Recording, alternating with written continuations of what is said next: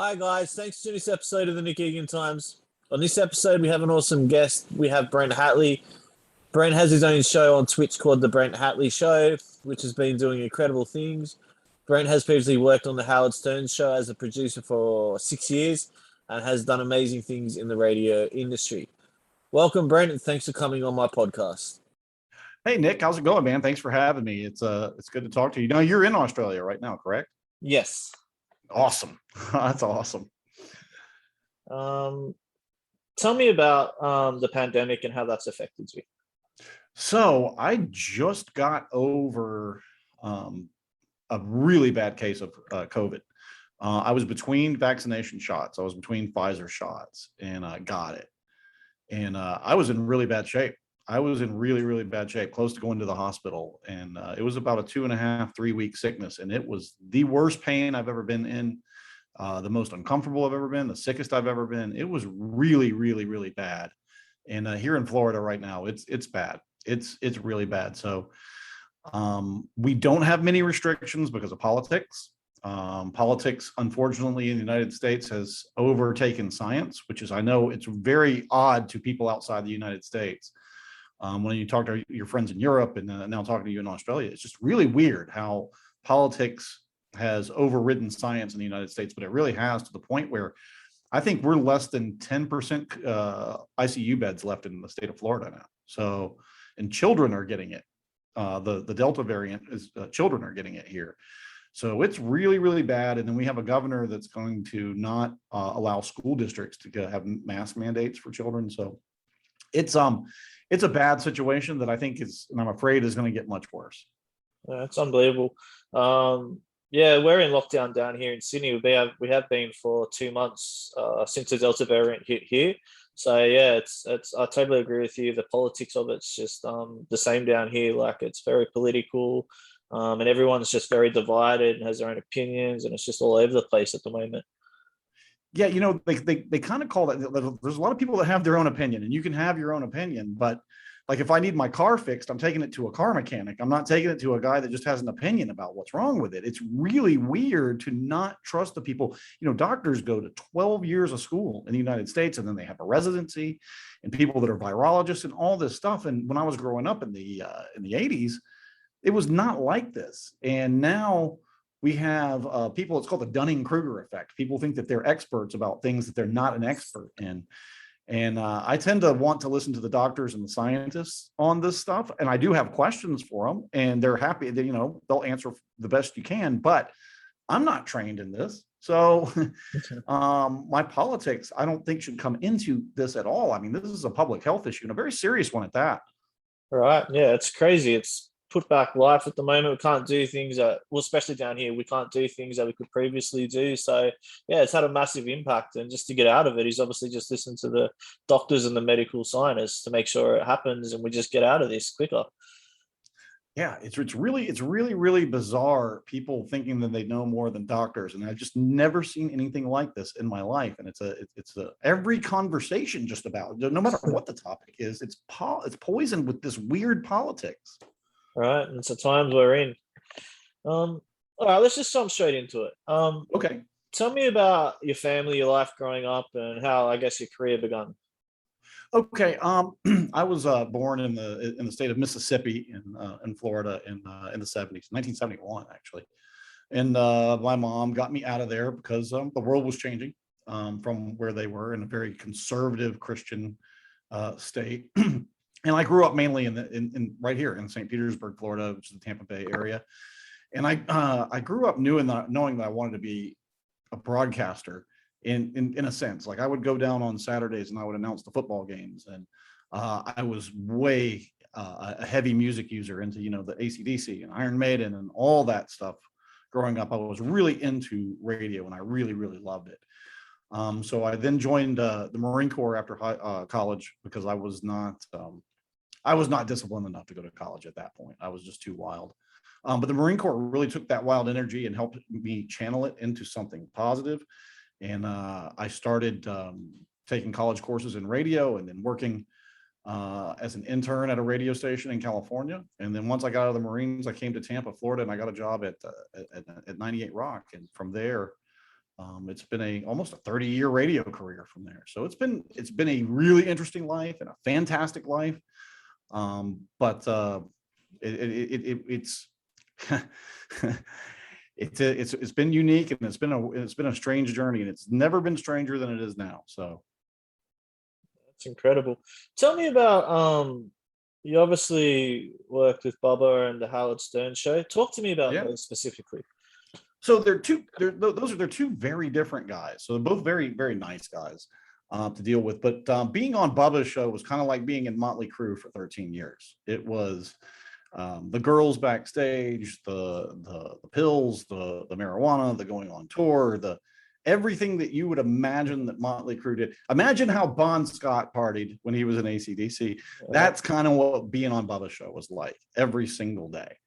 Howard's show was way more buttoned up.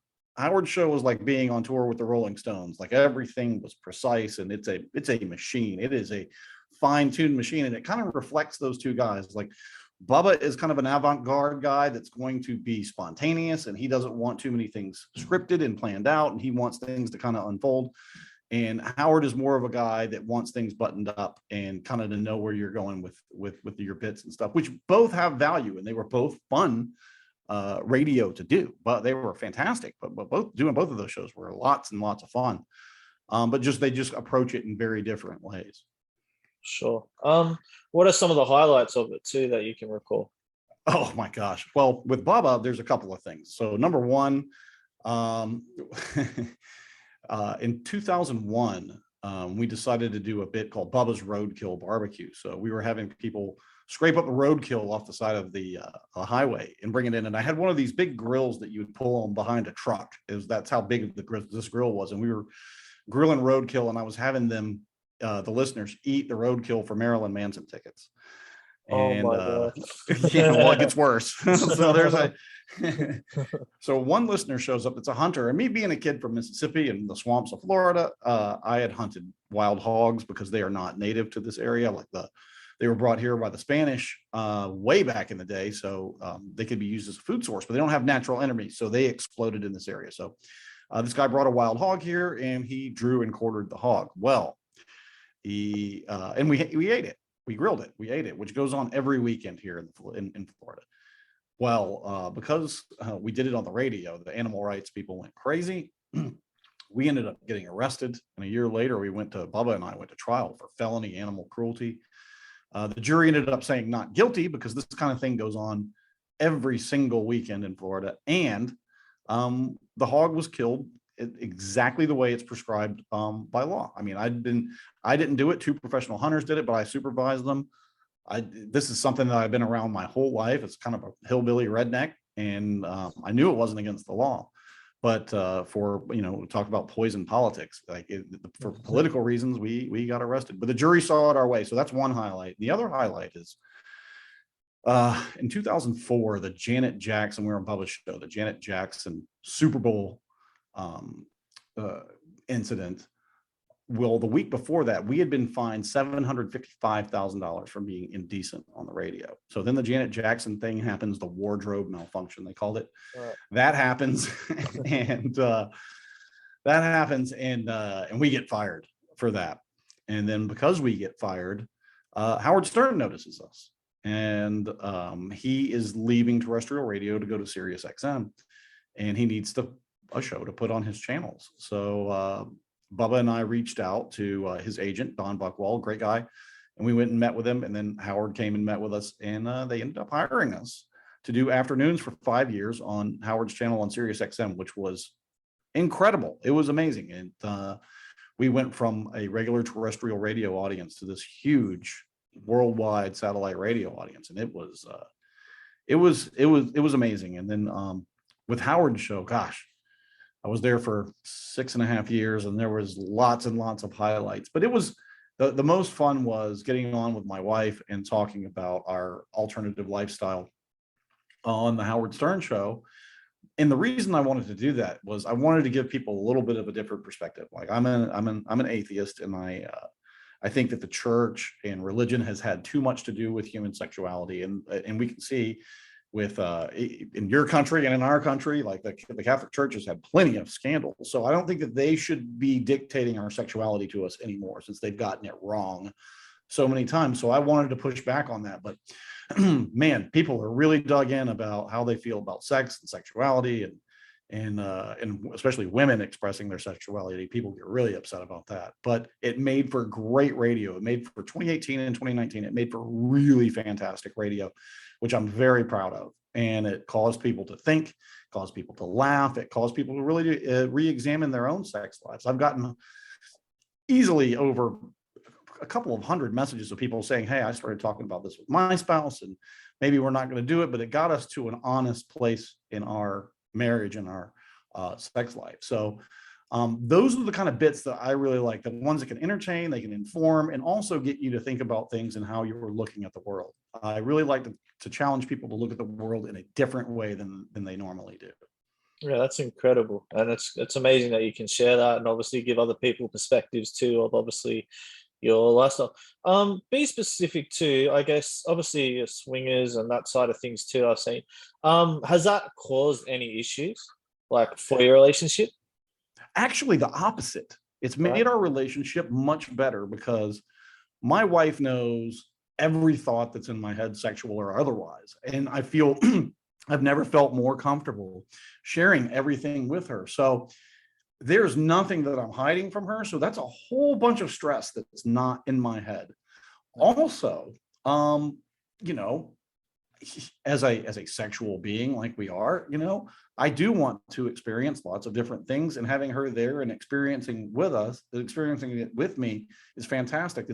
It's a bonding experience for us, you know, and that's why I tell people we're here bonding, doing this type of thing together. And our relationship's never been better. It really hasn't. The communication level is what really changes when you get into this type of lifestyle. It's your communication with your wife just goes to such a high level, and the honesty about what's in your head and what's in your heart just makes things so de-stressing. So it's done the opposite. It hasn't really caused problems. It's caused us to get closer. That's fabulous. Well done. All right. Tell me about your Twitch show and your Twitch being on that platform and how that's, I guess, come about and how it's transpired. So I really do like Twitch, and I'm taking a bit of a sabbatical right now for a couple of months, because it's been almost 30 years and I kind of just need a break. But I really do like Twitch a lot. The only problem that I have with Twitch is their rules are vague. Like I don't know if you're familiar with the rules of terrestrial radio in America, but the rules are so vague and gray. It's such a gray area that it's tough sometimes. Like sometimes you get suspended and you don't really know what you did, and then when you find out what you did, you're like, I didn't even know that was against the rules. So that said, it really is a fantastic platform, because you can really do anything on there. You can do music, you can do a talk show like I do, you can do video games. There's just all types of things that you can do on there, and it's a fantastic platform. But once Amazon got involved, it's just the rules were a little tough. But I love the platform. I love the fact that people can tip you live while you're doing your show. And I love the fact that you can like sell your merchandise on there or everything. It's kind of one-stop shopping, so it's hard not to do it. But like I said, I'm taking a break for a few months, and I'll get back to it. But on Monday nights, I do Miserable Men with Shuley, who was on the Stern Show with me, and we do that on Patreon, however you say it. Yeah. Tell me, okay, yeah, thanks for sharing that. Tell me about your wife, Caitlin, and obviously OnlyFans and that side of things. Talk to me about that. So Caitlin is she's a ball of fire. So she really loves OnlyFans. I find that some of the girls that I meet through OnlyFans are really have disdain for their fans. Caitlin really actually does like her fans. She talks to them all the time. She puts up a daily post, and she loves the interaction. She loves being naked. She loves showing off her body. She loves expressing her sexuality. And like she is built, man. She is built. I like the women that have that are a little more athletic. The volleyball. She was a state champion volleyball player, so I like the volleyball player look. It's just incredible. But on top of all that, she's just a wonderful, nice person that really does care about people. she just enjoys expressing her sexuality and sharing it with people. And OnlyFans has never been better. Like just getting over COVID, we had lost some subscribers because we were down for a couple of weeks. But as of today, we're back to where we were before we were sick, and people seem to be happy with it, and they seem to be enjoying seeing her nude. so you can't ask for more. It's a lot of fun.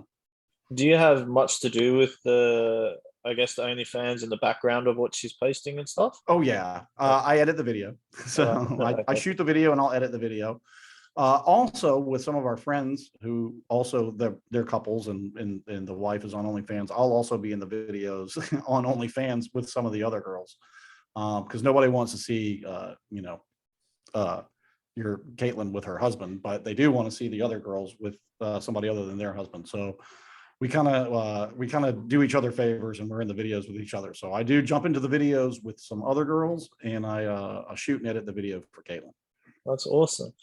What has given longevity to your relationship, do you believe? I think is what does it is I am more in love with her every day, and the reason is we talk about absolutely everything. There's nothing I don't feel like I can't talk to her about. And I've been married before, and I've had other relationships, and I've never had this where I felt comfortable with somebody, because I'm an introvert, so it's very hard for me to open up and share with people.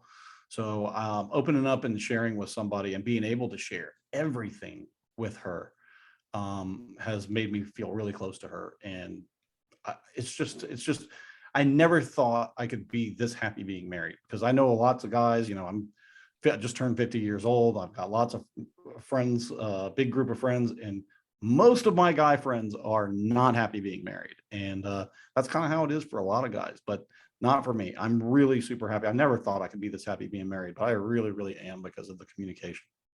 That's incredible. And I guess tell me about going back to your career. What's some of the best advice you received? So some of the best advice I've received was from a couple of people. One was a guy named Brad Harden. He is the guy that actually he's in charge of all the programming for iHeartRadio right now. So that's a huge company. I think they've even got stations in Australia, right? They do. Sure. Yeah, they do. Yeah. So the guy that's in charge of all their programming was my program director here in Tampa. And what he would tell me in my career was, you need to engage the audience, and people need to be talking about your show at the water cooler every day while they're at work. And they need to not want to miss the show because they're on the edge of their seats because of what you're going to do next. And whatever that is, whatever you're going to do next, that's up to you. You concentrate on doing great things, because before he got there, all of us were like, oh, the music, we need to play this song and that song. He's like, no. You guys don't worry about the music. I got that. I'm the program director. You worry about doing great things between the records. And that was some of the best advice I ever got. It completely changed my mindset. I was like, oh yeah, like it's not my job to program the music. That's somebody else's gig. My job, what I'm being paid to do, is do great things on the air. So that's the best advice I got, was to do great things on the air and don't worry about the music, because that's not your job. And once I changed my mindset to that, the sky was the limit. Awesome. And tell me, where do you see the industry going moving forward? Like, obviously from where you started to now, where do you see it headed? Oh my gosh. It's I was just with Bubba the other day, and we were talking about this, and it's really, really bad. It's like everybody like Brad and Howard and lots of people that shared their radio philosophy with me. It seems to me like everybody's abandoned it, because our thing was, like I said, do great things between the records. Let's entertain the audience. Let's wow the audience has gone completely away for, I'm going to do the safest thing possible so I don't lose my job. And that's not the attitude that we ever took. The attitude that we always took was, we're going to do great things, and if we lose our job, then somebody else will hire us because we're that good. And that was our mentality. And that mentality is completely gone. And they're scared of the Twitter mob. They're scared of people complaining to corporate America about them, because then they will lose their job. And that's the most disappointing thing, because in America, still 93 million people a week listen to terrestrial radio, and there's nothing on it. it blows my mind that these program directors don't understand you have this real estate here. You have this audience, because in America, lots of people drive to their job. So they're captivated in the car. You've got this real estate, you've got this audience in the morning and the afternoon, captivated in their car, and you want to give them nonsense. You want to give them beige, vanilla radio that's not entertaining. I don't know. I just have a commitment to the art that I just think has completely left the industry. And where it's really going is people like Joe Rogan and people that like yourself that do your own show, that don't have a program director that's scared of losing their jobs over their heads. Excuse me. That is, hang on one second. Wow. So that's where the industry's going, and it's just terrible. It's not the mentality to have, because when you have the I'm scared mentality, the great art is not going to happen for you.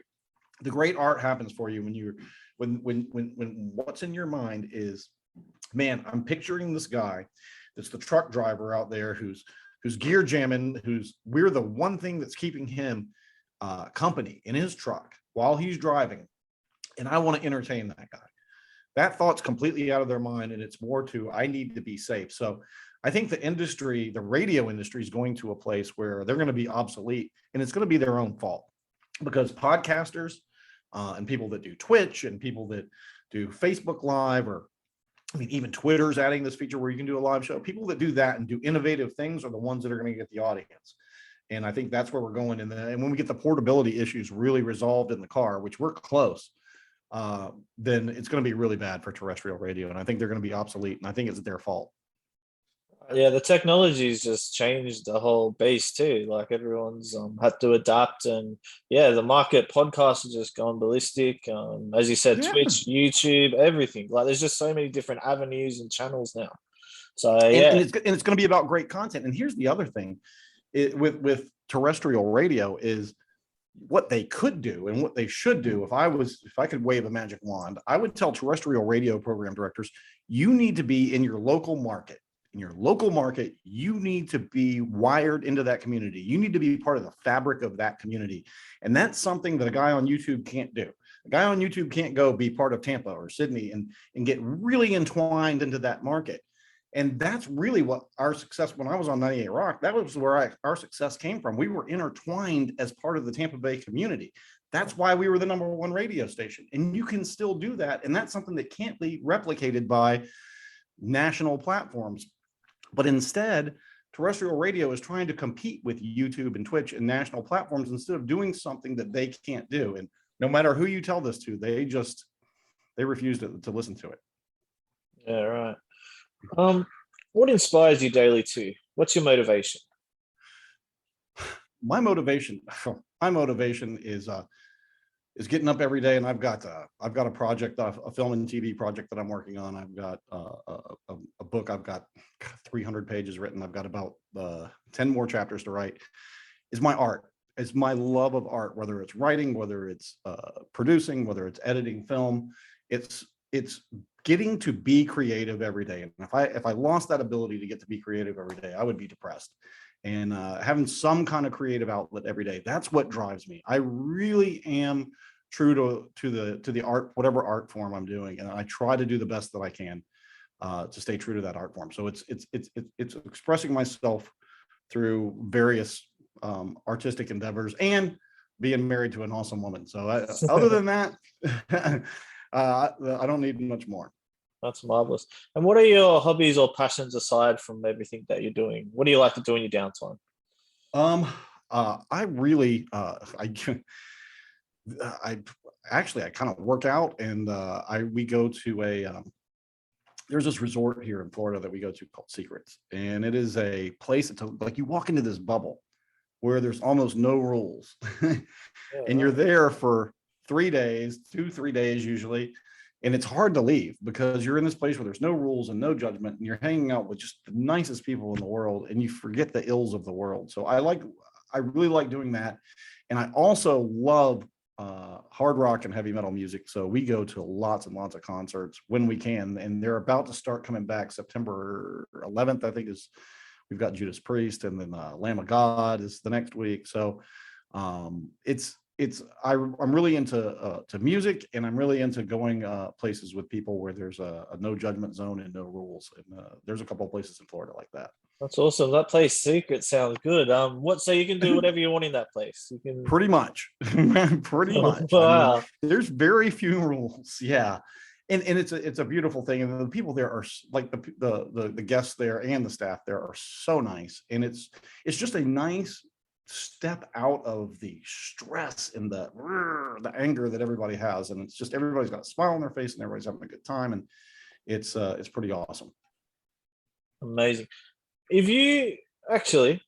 How do you see the United States, not getting too politically, how do you see the United States heading into the future? How do you see the future of the United States going? Well, unfortunately, it's not going well, because we have both sides are, and I'm not on either side. So, but both sides have gotten to the extremes, have pushed each other to this corner of the extremes where politics has gotten really toxic. Now, I grew up in a house where it was mixed between Republicans and Democrats, and we used to have I grew up with these big discussions, and then we all went and had dinner together and laughed. That doesn't happen anymore. This vitriol and hatred that's going on in the United States, it's turned from a shared psychosis into a mass psychosis. And this mass psychosis of vitriol and hate is not good, because it's corrupting people to their core. And the anger, like you're seeing now, school board meetings. I saw today a video just south of Fort Myers, just south of here, people attacking a doctor coming out of a school board meeting, like fist fighting a doctor who was just giving his opinion on what we should do with the kids in school. I've never seen such a thing. It is insane. These people are out of their minds.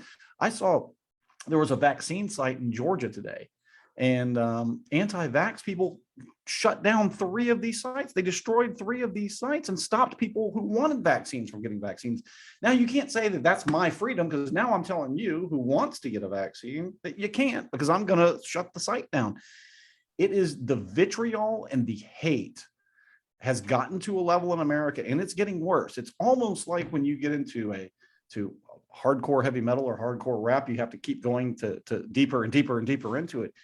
I think that even some of the people that they really liked, who are vitriolic and hateful, are not enough now. I think they're looking for people that are even crazier than that.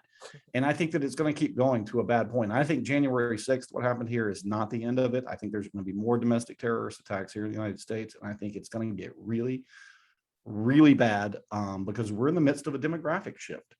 And other people, women, minorities, transgender people, gay people are getting a seat at the table, and some people are really violently angry about that. And I don't see it going quite well. I think there's going to be a lot of violence and unrest in the United States going forward. Yeah, that's unfortunate. Yeah, it's crazy times we're in. It really is, and I just don't understand this anger and hatred for people. That's something that I can't understand, because I can talk to people. I can talk to anybody that you have a different opinion than me. That's fine. Like, I really enjoy the back and forth and discussion. I really enjoy hearing what someone else thinks. And I understand that everybody's not going to think the same as me, and I don't hate you for it. I have conservative friends. I have liberal friends. I can go to a concert with them. I can go have a good time with them, have some drinks, have a discussion. But that just isn't the case in a lot of places in America these days. I just don't think that's a healthy place for us to be. And I really don't think it's healthy to start saying that elections were fixed and rigged and all this stuff with absolutely zero proof. In fact, there's plenty of proof to the opposite, that it was a safe and secure election in 2020. And now people can just say, oh, it was stolen, with no proof, and millions of people believe that. It is nutty to me what's going on in the United States, and I think it's going to get worse. I've talked with, where am I going to go if this gets really bad? Can I come to Australia? Yeah, you're always welcome. Yeah, you're coming down. You're coming down. Oh, that's too funny. Thanks for sharing that, and that's great insights. If you were 18 again and you could change anything, what would you change? If I was what again? If you were 18 again, and you could change anything, what would you change? Okay, so the biggest mistake I ever made in my life was when I was that age. I was being recruited in the United States. I was being recruited by the Air Force, and I went and took my physical for the Air Force, and I took a test for the Air Force. And this is 1989. So in 1989, I qualified to be a computer programmer in the United States Air Force, and they were going to train me to be a computer programmer in the United States Air Force. But the Marine recruiters saw me, and they challenged my manhood. They challenged, because I was a football player, and they challenged my manhood. They said, "Oh, well, you can't make it through Marine Corps boot camp." I was like, "Well, I can make it through Marine Corps boot camp," but not even thinking that the world is going towards computers. Like I didn't, 89, I didn't have a computer. World is going towards computers. Learn how to program computers in 1989. I'm not sitting here. I'm probably pretty rich at this point. So instead, I joined the Marine Corps, and I wound up in Saudi Arabia and Kuwait and out in the desert fighting. And I was not trained on computer programming. So I think that was a huge mistake at 18. But not that I would change anything, because I do love my life now.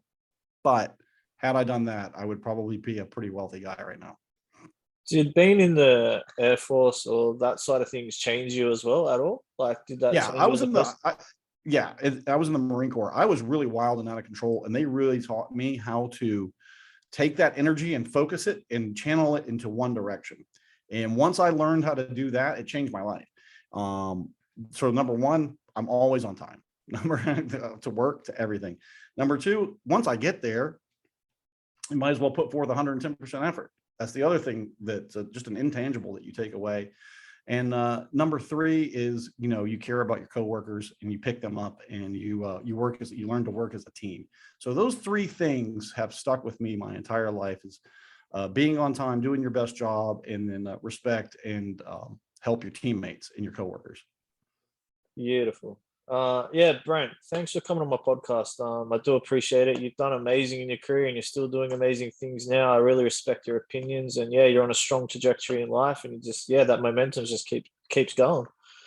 Thanks, Nick. It's been a real pleasure talking to you, and I want to come back. I've got a film and TV project I'm working on, and when that's getting ready to be released, it's very exciting. I want to come back on and talk to you about it. Yeah, 100%. I can't wait. I'm excited to hear about it. Awesome. Thank you so much for having me on. I really appreciate it, Nick. Thanks, mate. Take care.